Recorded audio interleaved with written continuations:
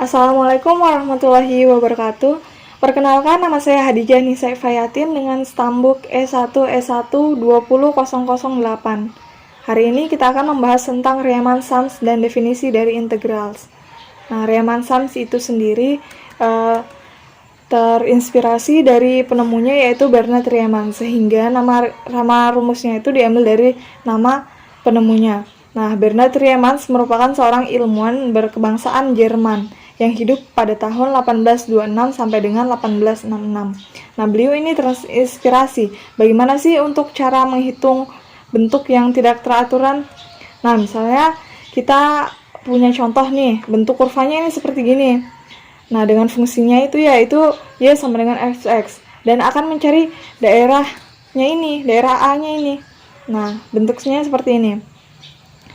Misalnya kurva ini kan dibatasi oleh A dan B.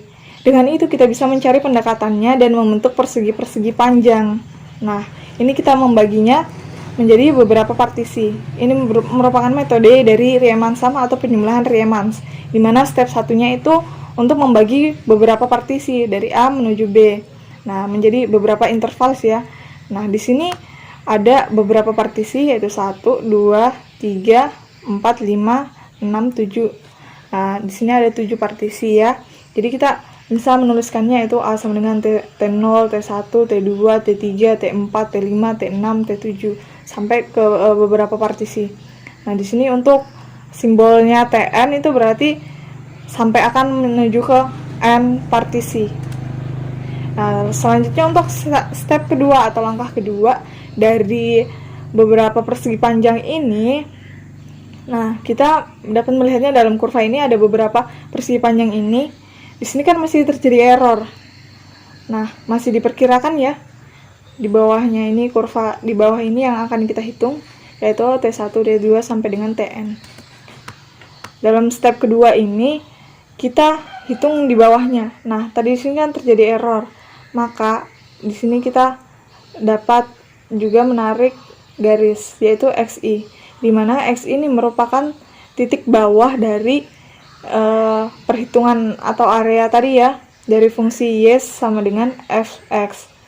Nah, di sini di mana TI kurang 1 itu akan kita buat menjadi rentang antara TI kurang 1 sampai dengan TI itu kita akan buat rentang menjadi delta XI. Nah, di sini kita namakan dengan delta XI, di mana itu TI kurang 1. Nah, di sini merupakan area dari persegi panjang yang kita dapat mengambil kesimpulan atau mengambil rumusnya yaitu fxi kali delta xi. Nah, di mana i-nya itu merupakan bagian dari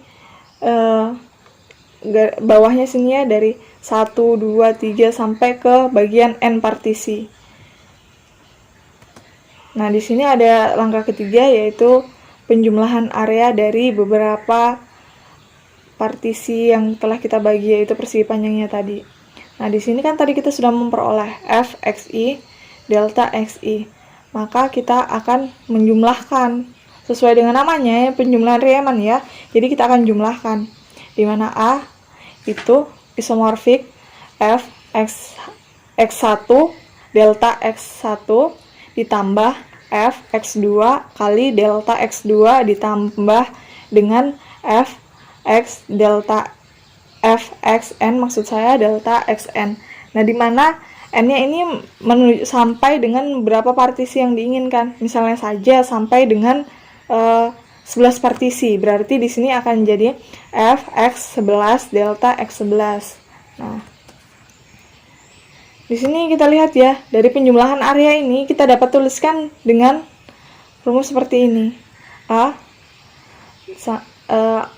isomorfik terhadap sigma I sama dengan 1 sampai N, di mana fxi dikali delta xi. Nah, penjumlahan ini atau rumus ini disebut dengan penjumlahan Riemann atau Riemann sums. Nah, pada step ini mungkin sudah bisa terbayang ya teman-teman ya. Kemudian untuk step keempatnya, setelah dari kita dapat ini, kan jika suatu penjumlahan itu bentuk ini kan mendekati nilai sebenarnya. Manakala n-nya menuju tak hingga, artinya n-nya itu banyak. Jadi semakin banyak partisi, semakin banyak pembagian-pembagian penjumlahan tersebut, tentunya dalam hal ini penghitungannya itu errornya semakin kecil, peluangnya semakin kecil. Jadi akan mendekati peluang sebenarnya. Sehingga di sini A sama dengan limit n menuju tak hingga sigma i sama dengan 1 sampai dengan n fxi kali delta xi.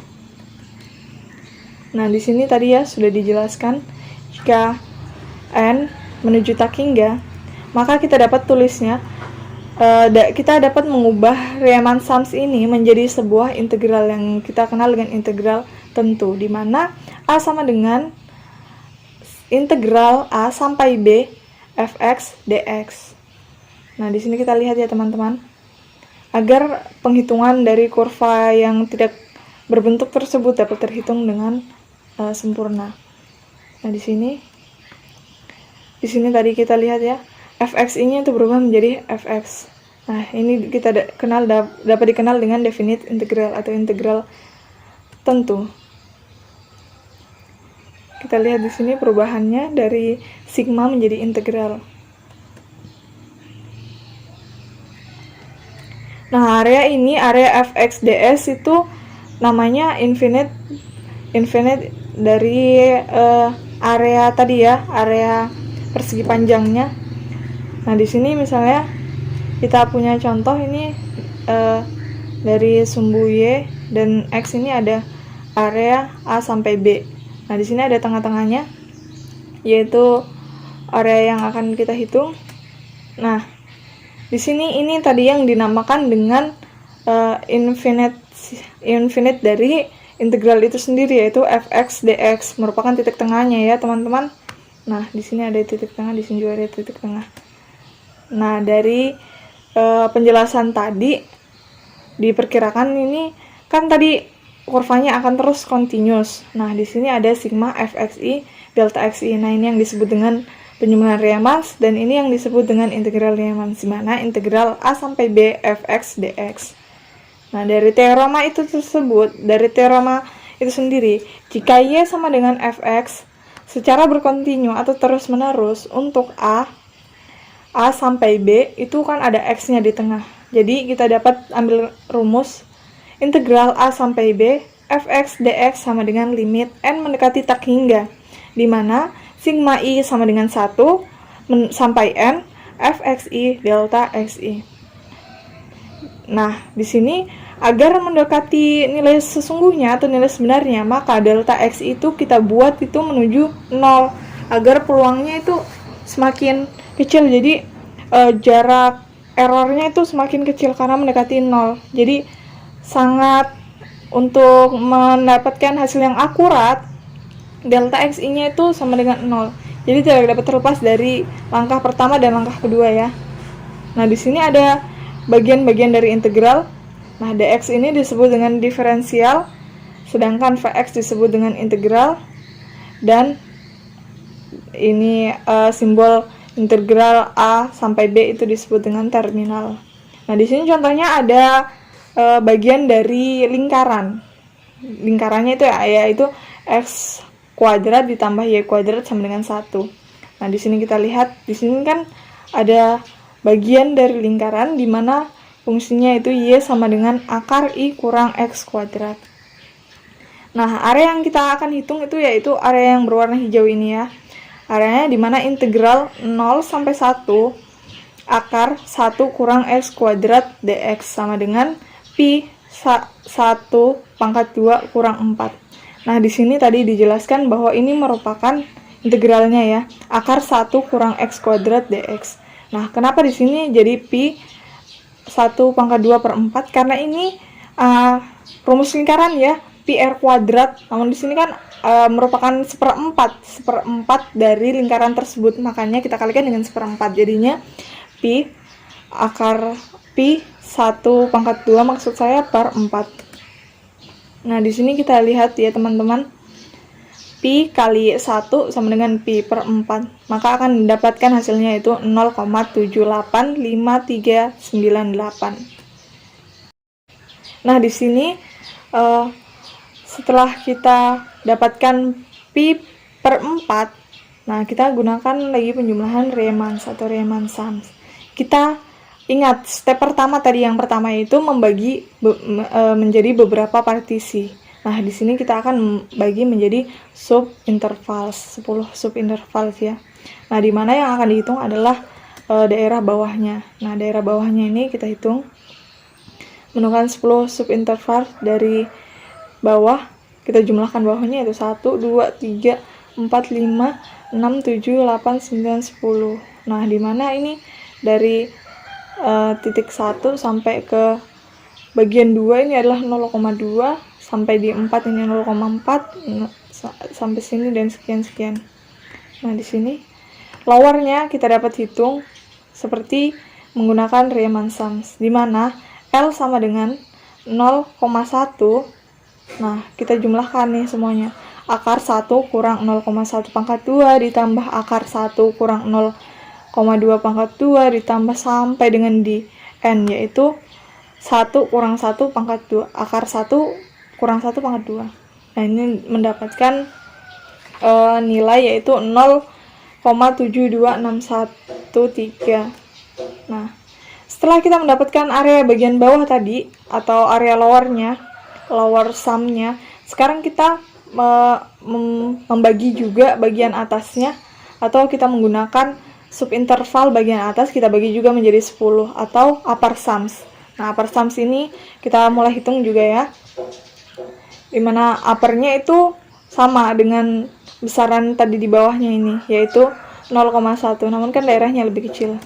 Nah, di sini kita dapat lihat subintervalnya tersebut, atau untuk uppernya, penjumlahan atasnya, kita jumlahkan juga seperti menggunakan rumus sebelumnya, yaitu 0,1 kita kalikan dengan akar 1 kurang 0,02 ditambah akar 1 kurang 0,12 sampai dengan di sini, sampai dengan yang terakhir, yaitu 1 kurang 0,92, yang menghasilkan 0,82613. Nah, setelah ini kita akan mencari, kita gabungkan keduanya. Namun di sini kita lihat dulu untuk uppernya itu 0,1 akar 1 kurang 0,02 ditambah dengan luasnya sama dengan 0,1 tambah L, dimana L-nya itu tadi adalah besaran untuk lowernya. Nah, upper ditambah dengan lower. Nah, di sini dapat 0,82613. Nah, setelah kita mendapatkan keduanya, lower dan upper sums-nya, maka kita dapat mengambil rata-rata dengan cara lower tambah upper per 2. Nah, dimana lowernya tadi kita mendapatkan 0,72613 ditambah 0,82613. Nah, akan menghasilkan 0,776. Jadi kurva ini kita ambil bawahnya dan diambil atasnya. Baiklah, sekian dari saya. Wassalamualaikum warahmatullahi wabarakatuh.